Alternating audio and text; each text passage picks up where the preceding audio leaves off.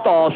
Y largaron los participantes. Allá partió muy mal el número 2 para Reyes y por poco derriba su Jinete Betancourt. Con velocidad viene Montuno por la baranda y el Chichilo por fuera a luchar el primer lugar. Montuno con Tobar le coloca medio cuerpo al Chichilo. En el tercero Vamsa Bronce, en el cuarto Picaronísimo, quinto Chaucano, sexto Góngora, séptimo Polo Sur, octavo está avanzando por centro de cancha Río Mocotíes y último eliminado se quedó el ejemplar número 2 para Reyes.